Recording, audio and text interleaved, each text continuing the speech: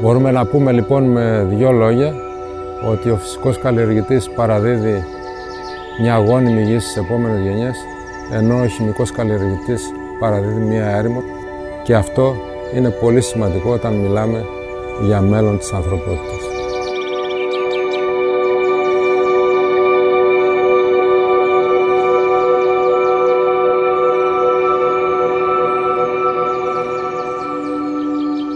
Πέρα απ' όλα βέβαια,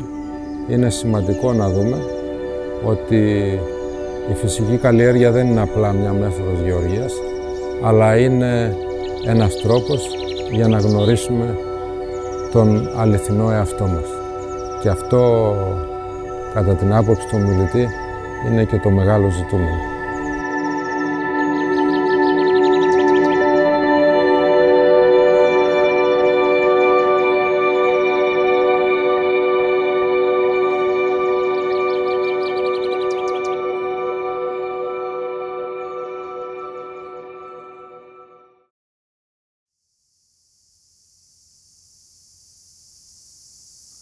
Θα μπορούσαμε να πούμε ότι ο λαχανόκηπος είναι το πρώτο βήμα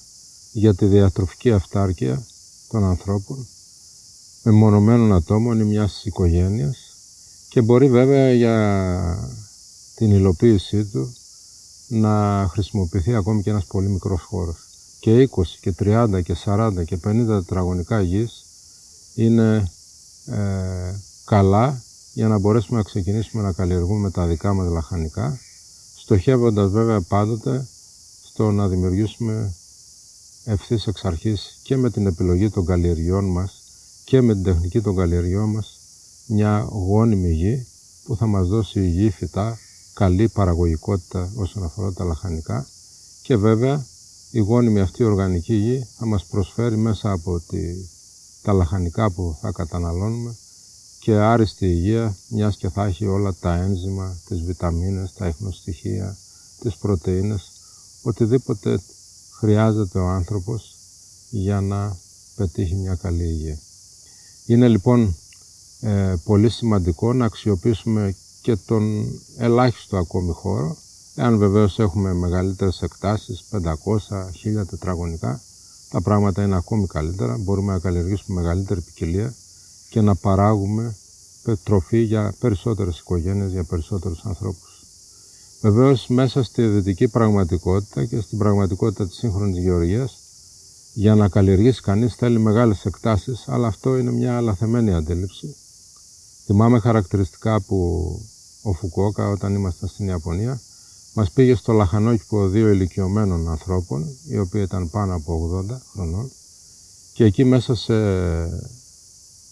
80 περίπου τετραγωνικά, οι άνθρωποι αυτοί καλλιεργούσαν πραγματικά και αξιοποιούσαν σε τρισδιάστατη μορφή το χώρο μια τεράστια ποικιλία λαχανικών και ήρθαν άφθονη τροφή όχι μόνο για αυτούς, αλλά και για άλλες οικογένειες. Είναι λοιπόν σημαντικό να αξιοποιήσουμε και μικρούς χώρους, αλλά μπορούμε ακόμη και στην πραγματικότητα που λέγεται πολυκατοικίες, είτε χρησιμοποιώντας γλάστα είτε ζαρντινιέρες, είτε κάνοντας τους λεγόμενους ταρατσόκηπους, πάνω δηλαδή σε ταράτσες που είναι μονωμένες για την υγρασία, να βάλουμε πολυμπάγκ με χώμα και εκεί μέσα να καλλιεργήσουμε λαχανικά. Μπορούμε λοιπόν να ξεκινήσουμε να παράγουμε τη δικιά μας τροφή, και αυτό βέβαια σημαίνει δημιουργικότητα, σημαίνει χαρά του να βλέπεις πόσο γενναιόδορη είναι η φύση, σημαίνει τροφή άριστη για το σώμα μας, για μας, για τους συνανθρώπους μας, για την οικογένειά μας, για τα παιδιά. Αυτό λοιπόν που θα πρέπει να προσέξουμε, αν έχουμε τη δυνατότητα επιλογής, εάν δεν την έχουμε, χρησιμοποιούμε το χώρο που έχουμε ακόμη και ανάμεσα σε πολυκατοικίες, με όσο και φωτισμό και αν υπάρχει, λίγο ή πολύ, με 2 ώρες ήλιου, με 3 ώρες ήλιου, με 4 ώρες ήλιου, ας μην διστάσουμε να καλλιεργήσουμε και ας μάθουμε απλά απευθείας από το βίωμα τι κάνει, τι δεν κάνει, ποιο ευδοκιμεί, ποιο δεν ευδοκιμεί και ούτω καθεξής. Εάν όμως έχουμε τη δυνατότητα να καλλιεργήσουμε σε ένα ανοιχτό χώρο λαχανικά, τότε καλό είναι να διαλέξουμε ένα χώρο που να είναι προσήλιος, νότιο προσανατολισμό, να μην δέχεται δηλαδή παγωμένους και ισχυρούς ανέμους και να μην έχει πολύ χαμηλές θερμοκρασίες. Παρ' όλα αυτά, αν δεν έχουμε τέτοια δυνατότητα, μπορούμε να προστατεύσουμε από τους βοριάδες, τους παγωμένους και ισχυρούς ανέμους ή ακόμη και στα Κυκλαδονήσια γενικότερα από τους ισχυρούς ανέμους, να προστατεύσουμε το λαχανόκηπό μας στο χώρο που θα το ξεκινήσουμε. Και βέβαια σε αυτή την περίπτωση καλή προστασία από τους ισχυρούς αυτούς παγωμένους ανέμους μας προσφέρουν οι αϊθαλείς θάμνοι και δέντρα. Θα προτιμούσαμε βέβαια σε μικρή έκταση, 50-100 τετραγωνικά, να βάλουμε κυρίως αϊθαλείς θάμνους, και τέτοιοι είναι τα βιβούρνα, τα διάφορα είδη, ο ελέαγνος ο αϊθαλής, είναι τα κηδονίαστρα και η πυράκανθη, είναι το πιτόσπορο ή αγγελική όπως λέγεται πιο λαϊκά, είναι το μυόπορο, είναι και άλλοι θάμνοι που μπορεί να μην ευδοκιμούν στο βορρά αλλά μπορούν να ευδοκιμήσουν στο νότο, και επιπλέον εάν είναι μεγαλύτερος ο χώρος, σε 1 στρέμμα, 2 στρέμματα, να βάλουμε και αϊθαλή δέντρα όπως είναι όλα τα κονοφόρα, τούγες και κυπαρίσια, τα λιγούστρα, οι δάφνο-κερασιές για πιο υγρά μέρη, οι μουσμουλιές οι ιαπωνέζικες που είναι πιο βραδίες ανάπτυξης αλλά μπορούν να αποτελέσουν ένα καλό ανεμοθράυστη, προστατευτικό από τους ανέμους, και όλα αυτά τα δέντρα τα αϊθαλή που μπορούν να ευδοκιμήσουν ανάλογα με την περιοχή. Σε αυτή λοιπόν την περίπτωση ξεκινάμε να καλλιεργήσουμε ένα λαχανόκηπο, έχοντας πάντοτε στο νου μας μια ολιστική προσέγγιση, που σημαίνει ότι δεν βλέπουμε το λαχανόκηπο σαν μια απομονωμένη ενότητα, να βάλουμε σε ένα χώρο μόνο τα λαχανικά μας, αλλά προσπαθούμε να δημιουργήσουμε ένα σκηνικό που να έχει μεγαλύτερη ποικιλία, να υπάρχουν ακόμη και δέντρα καλοπιστικά ή βελτιωτικά του εδάφους ή οποροφόρα δέντρα που να συγκαλλιεργούνται με τα λαχανικά αν ο χώρος είναι μεγαλύτερος, και με αυτόν τον τρόπο να έχουμε καλύτερες συνθήκες τόσο για τη βελτίωση του εδάφους όσο και για προστασία από τις ακραίες κλιματολογικές συνθήκες, όπως για παράδειγμα η έντονη ηλιοφάνεια και οι υψηλές θερμοκρασίες που μπορούν να δημιουργήσουν ηλιακά εγκάβματα στα φυτά, είναι ευνοϊκές συνθήκες για προσβολή από τετράνυχους και ακάρια γενικότερα. Και από εκεί και πέρα μένει να προσέξουμε κάποιες λεπτομέρειες όσον αφορά τη χρήση αυτών των δέντρων. Για παράδειγμα, αν έχουμε ένα χώρο 50-100 τετραγωνικά, είναι καλό να αποφύγουμε δέντρα με επιφανειακό ριζικό σύστημα που θα μπορούσαμε να πούμε αστειευόμενοι έχουν επεκτατικές τάσεις, όπως είναι η σικιά, είναι η ελιά, είναι το πεύκο, ο ευκάλυπτος και οι λεύκες, τα οποία δέντρα αυτά έχουν επιφανειακό ριζικό σύστημα, μπορούμε να προσθέσουμε και την καρυδιά σε αυτά, και έχουν την τάση όπου υπάρχει νερό να κατευθύνονται προς τα εκεί, με αποτέλεσμα να ανταγωνίζονται τα λαχανικά μας και τα λαχανικά μας να γίνονται πιο μικρά, να μην έχουν καλή παραγωγή και ούτω καθεξής, γιατί τη δύναμη της γης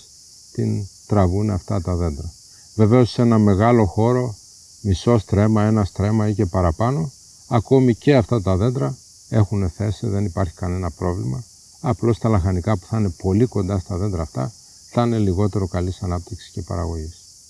Έχουμε λοιπόν ένα τέτοιο χώρο, μπορούμε να βάλουμε και δέντρα βελτιωτικά, όπως είναι τα δέντρα της οικογένειας της ακακίας, μιμόζας δηλαδή, οι γαζίες, η ακακία της Κωνσταντινουπόλεως, της Νικαίας και ούτω καθεξής, που έχουν την ιδιότητα να βελτιώνουν παίρνοντας το άζωτο από την ατμόσφαιρα και δημιουργώντας οργανική ουσία, και μπορούμε βεβαίως να βάλουμε και διάφορα οποροφόρα δέντρα όπως βερικοκές, αμυγδαλιές, ροδακινιές, κερασιές και ούτω καθεξής, μιλιές κτλ. Με αυτόν τον τρόπο λοιπόν θα δημιουργήσουμε ένα χώρο που θα έχει και λαχανικά, θα έχει και δέντρα οποροφόρα ή καλοπιστικά ή και δαστικά, θα έχει μεγαλύτερη λοιπόν ποικιλία, άρα και ευνοϊκότερες συνθήκες τόσο για τη γονιμότητα του εδάφους όσο και για την προστασία από τις ακραίες κλιματολογικές συνθήκες. Πολύ κρύο ή πολύ ζέστη και ούτω καθεξής. Και βέβαια η πραγματικότητα πολύ ζέστη είναι μια πραγματικότητα που γίνεται ολοένα και πιο καθοριστικής σημασίας για τις καλλιέργειές μας, γιατί παρατηρούμε τα γνωστά ηλιακά εγκάμματα, αναγκαζόμαστε να αγοράσουμε πράσινα δίχτυα για να σκιάζουμε τις καλλιέργειές μας, τα οποία βέβαια και επιβαρύνουν την τσέπη μας και είναι ένα σκουπίδι όταν μετά από χρόνια καταστραφούν. Το ίδιο αποτέλεσμα που πετυχαίνουν και με καλύτερους όρους και χωρίς καμιά επιβάρηση και παίρνοντας παράλληλα την παραγωγή, μπορούμε να το πετύχουμε με τη σκίαση των οποροφόρων, των δασικών ή των καλοπιστικών δέντρων που θα χρησιμοποιηθούν μαζί με τις καλλιέργειες των λαχανικών. Αυτό λοιπόν είναι ένα γενικό πλαίσιο το οποίο μπορούμε να έχουμε κατά νου όταν ξεκινήσουμε, και από εκεί και πέρα, όπως είπαμε, είναι πάρα πολύ σημαντικό να ξεκινήσουμε όχι με στόχο τι ταιριάζει στις επιθυμίες μας, ποιες είναι οι επιθυμίες μας ή τι ταιριάζει στα μυαλά μας, αλλά να ξεκινήσουμε να καλλιεργήσουμε λαχανικά που θα έχουν ένα διπλό ρόλο και αποστολή. Ο ένας είναι να μας δώσουν τροφή καλή για το σώμα μας και για την υγεία μας, και ο άλλος είναι να κάνουν πιο γόνιμη τη γη. Άρα λοιπόν σε αυτή την περίπτωση δεν ξεκινάμε με το τι θέλω εγώ να φάω, αλλά ξεκινώντας με το τι χρειάζεται η γη για να γίνει πιο γόνιμη, παράλληλα δίνοντάς μας τροφή που θα χρειαζόμαστε και εμείς και η οικογένειά μας και οι συνάνθρωποι μας. Τέτοια λοιπόν είναι τα λαχανικά της οικογένειας των ψυχανθών, του φασολιού, τα διάφορα όσπρια, φακές, τα ρεβίθια, ορακά, τα κουκιά και ούτω καθεξής. Να βάλουμε επίσης λαχανικά που βελτιώνουν το έδαφος οργώνοντάς το, όπως είναι τα ριζόδι λαχανικά, τα καρότα, τα πατζάρια, τα γογγίλια, το άρκτιο, η λάπα, το κυχώριο που τρώγεται και η ρίζα του, η σκορτσονέρα που εμείς στα ελληνικά το λέμε γέννη του τράγου, είναι ένα λαχανικό με μαύρη ρίζα ενδόδυμη, η παστινάκη που είναι επίσης ένα λαχανικό που βρίσκουμε και άγριο αλλά και έχουν βγει και ήμερες ποικιλίες και είναι μια θαυμάσια τροφή για τον άνθρωπο. Όλα αυτά τα ριζόδι λαχανικά οργώνουν με φυσικό τρόπο το έδαφος και παράλληλα μας δίνουν άφθονη τροφή και είναι και πολύ σημαντικά για την υγεία του σώματός μας. Και βέβαια εάν χρειαστεί να βάλουμε και κάποιες καλλιέργειες είτε για να ικανοποιήσουμε επιθυμίες μας είτε γιατί χρειάζονται γενικότερα για την οικογένειά μας και για μας, και μιλάμε για τα φυτά της οικογένειας της ντομάτας, τα σολανόδια όπως λέμε, ντομάτες, πιμπεριές, μελιτζάνες και πατάτας, και για τα λαχανικά της οικογένειας του λάχανου, λάχανο, μπρόκολο, κουνουπίδι. Αυτά λοιπόν τα λαχανικά είναι εξαντλητικά για το έδαφος, είναι λαχανικά που μπαίνουν πάρα πολύ συχνά στους λαχανόκηπους, θα λέγαμε ότι αποτελούν το μεγαλύτερο μέρος των καλλιεργούμενων λαχανικών. Θα μπορέσουμε να τα καλλιεργήσουμε είτε εναλλάσσοντάς τα οπωσδήποτε στη συνέχεια με φυτά βελτιωτικά από την οικογένεια των οσπρίων, είτε παράλληλα χρησιμοποιώντας και οργανική ουσία από μια καλά χωνεμένη κοπριά ή από καλά χωνεμένο κόμποστ, αξιοποιώντας τα οργανικά υπόλοιπα μιας κουζίνας, ή μπορούμε να χρησιμοποιήσουμε βιολογικά λιπάσματα και σκευάσματα. Εμείς βέβαια στη φυσική καλλιέργεια στοχεύουμε στο να μην είμαστε εξαρτημένοι από αυτά τα βοηθητικά σκευάσματα, ή αν ξεκινήσουμε κάτω από πολύ ακραίες συνθήκες εδαφολογικές, δηλαδή σε πολύ άγωνα εδάφη, να χρησιμοποιήσουμε κάποια πηγή οργανικής ουσίας, αλλά σιγά σιγά να δημιουργήσουμε τις προϋποθέσεις, καλλιεργώντας τη γη με φυτά που δεν εξαντλούν το έδαφος και δίνοντας έμφαση σε αυτά περισσότερο, να δημιουργήσουμε οργανικό έδαφος, σε συνδυασμό βέβαια με τη συναχή εναλλαγή των καλλιεργειών μας. Είναι πάρα πολύ σημαντικό το έδαφος που καλλιεργείται με λαχανικά να μην μένει ποτέ εκτεθειμένο στις αρνητικές συνέπειες της υψηλής ηλιοφάνειας, του έντονου ήλιου, στις αρνητικές συνέπειες των χαμηλών θερμοκρασιών, γιατί τότε το έδαφος αυτό θα χάσει τη γονιμότητά του και εμείς βέβαια θα είμαστε εξαρτημένοι και από πηγές λίπανσης και η ποιότητα των λαχανικών μας και η παραγωγικότητα όσον αφορά τα λαχανικά θα είναι μειωμένη. Είναι λοιπόν σημαντικό από αυτή την άποψη να έχουμε μια συνεχή διαδοχή των καλλιεργειών, ποτέ να μην μένει γυμνό το έδαφος εκτεθειμένο είτε στον έντονο ήλιο είτε στις ακραίες θερμοκρασίες. Και αυτό βέβαια, αυτή η συνεχής διαδοχή των καλλιεργειών, δηλαδή όταν μαζέψουμε το 60-70% του σπανακιού ή των καρότων ή των σέσκων και ούτω καθεξής, σπέρνουμε ανάμεσα στα ήδη υπάρχοντα φυτά την επόμενη καλλιέργεια. Με αυτόν τον τρόπο πετυχαίνουμε να έχουν τα λαχανικά μας το προβάδισμα ως προς τα άγρια χόρτα, τα οποία βέβαια δεν τα μισούμε, δεν τα πολεμούμε κατά ανάγκη, απλά θέλουμε στη θέση τους να βάλουμε τα δικά μας λαχανικά για να έχουμε ολοένα και λιγότερο βοτάνισμα, ολοένα και λιγότερο ανάγκη επεμβάσεων. Και βέβαια, σε αυτή την περίπτωση μπορούμε να έχουμε 2 και 3 και 4 σοδιές μέσα στο χρόνο, αν μιλάμε για τριμηνίτικες καλλιέργειες,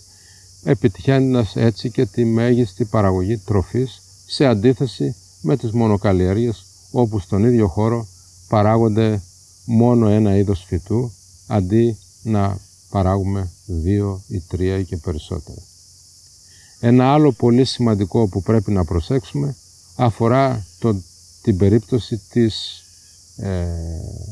του ποτίσματος, το οποίο είναι πάρα πολύ σημαντικό και για τη γονιμότητα του εδάφους, αλλά και έχει μια ιδιαίτερη σημασία στις μεσογειακές χώρες λόγω της έλλειψης νερού ποτιστικού. Σε αυτή την περίπτωση λοιπόν είναι πολύ σημαντικό να γνωρίζουμε πότε χρειάζεται νερό το φυτό. Να μάθουμε δηλαδή να μιλάμε με τα φυτά. Όταν θέλουμε λοιπόν να δούμε αν ένα φυτό χρειάζεται πότισμα, χρειάζεται νερό, τότε δεν θα πάμε τα άλλα μεσημέρι που τα φυτά όλα κρεμάνε τα φύλλα τους για να μην χάνουν νερό, αλλά θα πάμε πολύ νωρίς το πρωί ή πολύ αργά το σούρουπο. Τότε, εάν τα φύλλα των φυτών μας κρεμάνε, σημαίνει ότι τα φυτά αυτά διψάνε, άρα πρέπει να τα ποτίζουμε. Και βέβαια σε αυτή την περίπτωση μπορούμε να πούμε κάποια πράγματα όσον αφορά το πότισμα των φυτών. Το καλύτερο πότισμα είναι με τη ροή, είτε αυτή είναι από ένα λάστιχο, είτε από μια πηγή νερού άφθονου. Η σημερινή όμως πραγματικότητα στο μεγαλύτερο μέρος, όπως είπαμε, της Ελλάδας, αλλά και των μεσογειακών χωρών γενικότερα, αλλά και σε πολλά άλλα μέρη του κόσμου, όπου υπάρχει έλλειψη νερού, είναι ότι το νερό είναι πολύ λίγο και πρέπει να το εξοικονομήσουμε. Και βέβαια είναι κάτι πολύ σημαντικό να γνωρίζουμε ότι εμείς στη φυσική καλλιέργεια δεν στοχεύουμε απλά στο να εξοικονομούμε νερό, βάζοντας σταγόνες για να ποτίζουμε τα φυτά μας ή ποτίζοντας με sprinklers, με μπεκάκια, αλλά στοχεύουμε στο να χρειαζόμαστε λιγότερο νερό, αυξάνοντας τη γονιμότητα της γης, καλύπτοντας συνεχώς το έδαφος με βλάστηση και παράλληλα να αρχίσουμε να κάνουμε μια πρακτική δράση για να ξαναφέρουμε τις βροχές, σπέρνοντας τα γυμνά και άγωνα γονά, πρασινίζοντας τις ερήμους. Αυτός λοιπόν είναι και ένας στόχος του φυσικού καλλιεργητού, όχι να βλέπει μόνο το μικρό κομμάτι που είναι ο λαχανόκηπος στο κτήμα του, αλλά να στοχεύει και σε μια ολιστική ματιά, ούτως ώστε να δράσει πρακτικά, να αποκαταστήσει το καταστραμμένο περιβάλλον, γιατί όπως έλεγε και ο Φουκουόκα όταν ήταν στην Καλιφόρνια το 1981, η βροχή δεν πέφτει από τον ουρανό, η βροχή πηγάζει από το έδαφος και όσο πιο πολλά δέντρα υπάρχουν, όσο πιο ψηλά δέντρα υπάρχουν σε μια περιοχή και όσο πιο μεγάλα φύλλα, πλατήφυλλα, φυτά και δέντρα και θάμνοι υπάρχουν, τόσο πιο πολλά σύννεφα σχηματίζονται και τόσο πιο πολύ βροχή θα πέσει. Το πότισμα λοιπόν σε περίπτωση που υπάρχει πολύ λίγο νερό μπορεί να γίνει, ας πούμε ότι είναι ένα αναγκαίο κακό, με σταγδινάρδευση ή με sprinklers, με μπεκάκια. Αλλά θα πρέπει να προσέξουμε σε αυτή την περίπτωση το νερό να πάει προς το φυτό και όχι το αντίστροφο. Γιατί αυτό που είναι κοινή πρακτική, γιατί οι άνθρωποι νομίζουν ότι έτσι είναι καλύτερα, είναι να ποτίζουμε τα φυτά πολύ κοντά στο λαιμό τους. Αυτό όμως δημιουργεί τεμπέλικα φυτά, ευνοϊκές συνθήκες υγρασίας, άρα και προσβολής από φυτόφθορες ή ψυριζίες, αρρώστιες που καταστρέφουν το φυτό και το οδηγούν στην ξύρανση και στο μαρασμό, και επομένως είναι σημαντικό παράλληλα και για να βοηθήσουμε τα φυτά να αποκτήσουν και πλούσιο ριζικό σύστημα, να ποτίζουμε από έξω προς το φυτό, για να αναγκάσουμε το φυτό να αναπτύξει ένα πλούσιο ριζικό σύστημα και να μην γίνει τεμπέλικο Και όσο βέβαια πιο πλούσιο ριζικό σύστημα έχει το φυτό, τόσο πιο εύκολα θα βρει την τροφή και το νερό, τα θρεπτικά στοιχεία που χρειάζεται για να πετύχει καλή υγεία και να πετύχει καλή παραγωγή. Άρα λοιπόν και στην περίπτωση της σύντρεψης προσέχουμε πάρα πολύ στο να ποτίζουμε με το σωστό τρόπο και στις σωστές ώρες. Αν έχουμε στάγδιν άρδευση, τότε και το βράδυ και νωρίς το πρωί είναι το άριστο πότισμα που μπορεί να μας δώσει και τα καλύτερα αποτελέσματα, γιατί το φυτό στέκεται θαλερό σε όλη τη διάρκεια της ημέρας όταν έχει υψηλές θερμοκρασίες, ενώ αντίθετα αν το ποτίζουμε ώρες που έχει πολύ ήλιο ή ζέστη, το φυτό αναγκάζεται να ανοίξει τα φύλλα του, να χάσει υγρασία, με αποτέλεσμα αρνητικές συνθήκες για την ανάπτυξή του. Επίσης, είναι καλό να γνωρίζουμε ότι αν ποτίζουμε με μπεκάκι, με συνθήκες ψεκασμού για τα φύλλα των δέντρων, εάν ποτίζουμε το βράδυ, τότε δημιουργούνται ευνοϊκές συνθήκες για μυκητολογικές και βακτηριολογικές αρρώστιες, πράγμα που επιδρά αρνητικά στην υγεία του φυτού. Σε αυτή την περίπτωση είναι καλύτερο να ποτίζουμε πολύ νωρίς το πρωί, ούτως ώστε όταν βγει ο δυνατός ήλιος να στεγνώσουν γρήγορα τα φύλλα των φυτών για να μην πάθουν ηλιακά εγκάβματα. Όσον αφορά την οργανική λίπανση, δηλαδή τη χρησιμοποίηση κοπριάς ζωικής, είναι καλό να προσέχουμε πάρα πολύ από ποια ζώα προέρχεται. Είτε μιλάμε για την αγελαδινή κοπριά, είτε μιλάμε για την πρόβια ή τη γυδίσια, είναι σημαντικό να γνωρίζουμε εάν τα ζώα που έχει ο κτηνοτρόφος από τον οποίο παίρνουμε την οργανική κοπριά τα θεραπεύουν ή χρησιμοποιούν ορμόνες και αντιβιωτικά, γιατί σε αυτή την περίπτωση περνάνε στο ανθρώπινο σώμα και αυτό είναι αρνητικό για την υγεία μας. Είναι καλό λοιπόν να γνωρίζουμε εάν τα ζώα αυτά δεν καταναλώνουν ορμόνες και αντιβιωτικά, για να μην χρησιμοποιήσουμε αυτή την πηγή οργανικής ουσίας. Υπάρχει βεβαίως η κουτσουλιά της κότας, η οποία με μια μέθοδο ηλιακής επεξεργασίας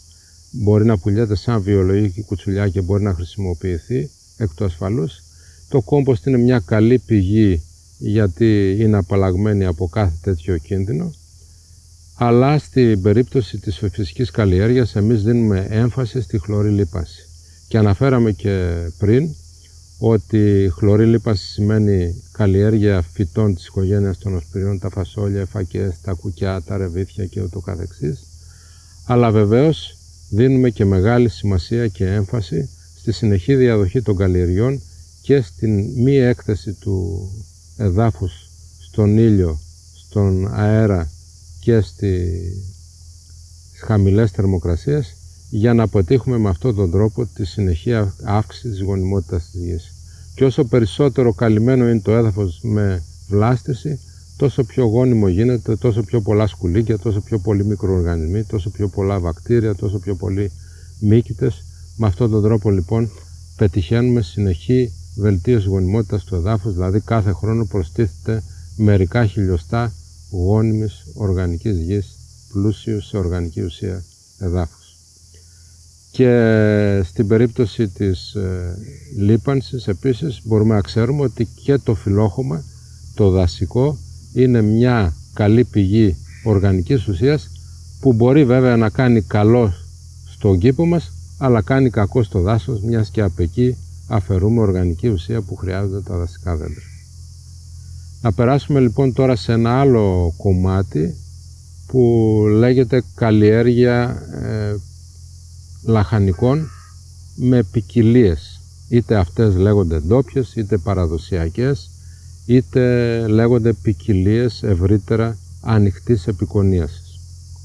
Η προσωπική μου θέση είναι ότι υπάρχουν και ποικιλίες που είναι καλύτερες. Ποικιλίες δηλαδή σημαίνει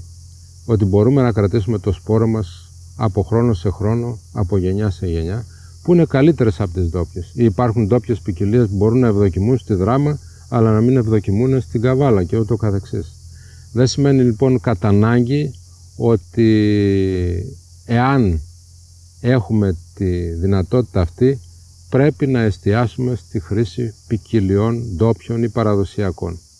Εάν οι ντόπιες ποικιλίες ή οι παραδοσιακές ποικιλίες, είτε είναι πιστοποιημένα ντόπιες ή πιστοποιημένα παραδοσιακές, έχουν καλά ποιοτικά χαρακτηριστικά, τότε τις θέλουμε. Και 3 είναι τα πράγματα που πρέπει να προσέξουμε όσον αφορά τις ποικιλίες. 3 είναι τα κριτήρια. Το ένα είναι αντοχή στην ξηρασία, που είναι ένα μεγάλο ζητούμενο στις σημερινές ξηροθερμικές συνθήκες που ζούμε, στην Ελλάδα, στη Μεσόγειο, αλλά και σε πολλά μέρη του κόσμου. Το δεύτερο είναι αντοχή στις προσβολές από ασθένειες και από έντομα. Και το τρίτο είναι παραγωγικότητα. Εάν λοιπόν έχουμε ποικιλίες που έχουν αυτά τα 3 χαρακτηριστικά, όπως και αν τις λένε, τις θέλουμε. Εάν όχι, είμαστε ανοιχτοί είτε στο να δημιουργήσουμε μέσα από τη φύση καινούργιες ποικιλίες, με σταυρογονιμοποίηση, με έντομα και με άλλους τρόπους, ή να χρησιμοποιήσουμε ποικιλίες που τονίζουμε είναι ανοιχτής επικονίασης, δηλαδή μπορούμε να κάνουμε δικό μας σπόρο, να τον κρατάμε και να τον επαναχρησιμοποιούμε. Και βέβαια είμαστε αρνητικοί τόσο στην περίπτωση της χρήσης υβριδίων, της χρησιμοποίησης υβριδίων, όσο και στην περίπτωση της χρησιμοποίησης γενετικά τροποποιημένων ή μεταλλαγμένων φυτών που δημιουργούν σχέσεις εξάρτησης από εταιρείες, είναι αρνητικές για το περιβάλλον και για όλα τα πλάσματα της φύσης του ανθρώπου συμπεριλαμβανομένου. Και βέβαια πάντοτε αρνητικές για την τσέπη μας, γιατί μας κάνει υποχείριο στα χέρια των πολυεθνικών εταιριών. Επαναλαμβάνω όμως, είναι πολύ σημαντικό να μην μείνουμε προσκολλημένοι στην αυστηρή έννοια ντόπιες παραδοσιακές, αλλά να είμαστε ανοιχτοί σε καινούργιες ποικιλίες. Γιατί όπως είπε και ο Ηράκλειτος, τα πάντα ρί, και η φύση μπορεί να δημιουργήσει καινούργιες ποικιλίες χρησιμοποιώντας τα έντομα και διάφορα άλλα πλάσματα ή τους δικούς της τρόπους για να μπορέσει να το πετύχει αυτό το πράγμα. Αυτό λοιπόν το κομμάτι της χρήσης των σπόρων είναι πολύ σημαντικό να το γνωρίζουμε. Υπάρχουν ποικιλίες στο εμπόριο που τις έχουν πέσει στα χέρια των εταιριών. Ήταν παλιές ποικιλίες που χρησιμοποιούσαν οι αγρότες, όπως για παράδειγμα οι μπάμιες της Πηλαίας, το σπανάκι των βασιλικών, τα αγκούρια, τα καλυβιώτικα και άλλα, τα οποία μπορούμε να τα παίρνουμε ίσως στην εσχάτη ανάγκη, αν είμαστε επαγγελματίες παραγωγή από ένα γεωπονικό κατάστημα, αλλά δίνουμε προσοχή όταν κοιτάζουμε το μεταλλικό κουτί να γράφει Standard Seed ή Standard Type, που σημαίνει ότι είναι ποικιλίες ανοιχτής επικονίας. Και στη συνέχεια βέβαια να φροντίσουμε να κρατήσουμε το δικό μας σπόρο που θα είναι μεγαλωμένο στο δικό μας τόπο, στο δικό μας έδαφος, στις συγκεκριμένες κλιματολογικές συνθήκες, άρα θα είναι ο άριστος σπόρος για μας, για τα λαχανικά, για όλα τα πλάσματα που ζουν στο χώρο αυτό. Αυτό που έχει σημασία να γνωρίζουμε είναι ότι αν θέλουμε να κρίνουμε ένα κήπο, τότε πολλά χρώματα, πολλές γεύσεις, πολλά αρώματα είναι το κριτήριο για ένα κήπο που ο καλλιεργητής του έχει μια ολιστική προσέγγιση, για ένα κήπο που θα έχει υγεία, παραγωγικότητα και θα συντελεί στη συνεχή γονιμότητα του εδάφους μέσα από τη μεγάλη βιοποικιλότητα. Και σε αυτό βέβαια το λαχανόκηπο έχουν θέσει τόσο τα αρωματικά φυτά και βότανα όσο και τα λουλούδια. Επομένως μπορούμε να καλλιεργήσουμε όλα αυτά να συνυπάρχουν και χωρίς να χρησιμοποιούμε ανθρώπινη γνώση μέσα από τη μεγάλη ποικιλότητα να πετυχαίνουμε τα 3 ζητούμενα. Έλεγχο της διάβρωσης, αύξηση συνεχή της γονιμότητας του εδάφους και αρμονία ισορροπία, δηλαδή ελαχιστοποίηση των ασθενειών και των προσβολών από έντομα. Εάν βέβαια σε ακραίες περιπτώσεις προσβολής κινδυνεύουμε να χάνουμε κάποιες παραγωγές, μπορούμε να κάνουμε κάποιες μικροεπεμβάσεις, αλλά ο στόχος μας θα είναι μέσα από την μεγάλη ποικιλία να λύσουμε όλα τα προβλήματα μόνο μιας. Σκευάσματα που θα μπορούν να χρησιμοποιηθούν σε περίπτωση προσβολών είτε από μελίγρες, είτε από διάφορα άλλα έντομα, είτε από μυκητολογικές αρρώστιες, είναι αυτά που επιτρέπονται στη βιολογική γεωργία. Είναι ο βάκυλος της θουρικίας που καλύπτει τις προσβολές από τις κάμπιες του λάχανου, είναι το φυσικό πύρεθρο, η ροτενόνη, είναι η ηθιική νικοτίνη, Υπάρχουν κάποια σκευάσματα που κάνουν βιοδυναμικοί καλλιεργητές με υπουρίδα ή με σκόρδο ή με διάφορα άλλα φυτικά παρασκευάσματα, αλλά όλα αυτά, όπως είπαμε, είναι μερικές λύσεις του προβλήματος. Η ευρύτερη λύση και η πιο μακροπρόθεσμη είναι να δημιουργήσουμε αρμονία μέσα από τη μεγάλη ποικιλία. Πολλά χρώματα, πολλές γεύσεις λοιπόν, πολλά αρώματα. Ακόμη και αν σε ένα συγκεκριμένο κομμάτι γης αναγκαστούμε να καλλιεργήσουμε ένα είδος μόνο λαχανικού, για να μείνουν όλα ανακατεμένα, είτε μόνο καρότα, είτε μόνο μαϊντανό, για να διευκολυνθεί η νοικοκυρά που θέλει να μαζέψει, ο καλλιεργητής που θέλει να μαζέψει τη συγκεκριμένη παραγωγή, ή ο επαγγελματίας καλλιεργητής, φροντίζουμε να υπάρχει συνεχής διαδοχή φυτών και ριζώδη λαχανικά να εναλλάσσονται με αυτά που καλλιεργούμε και βελτιωτικά του εδάφους και άλλα που θα μας επιτρέψουν, όπως είπαμε, τη συνεχή αύξηση γονιμότητας του εδάφους και μεγαλύτερη παραγωγική ποικιλία.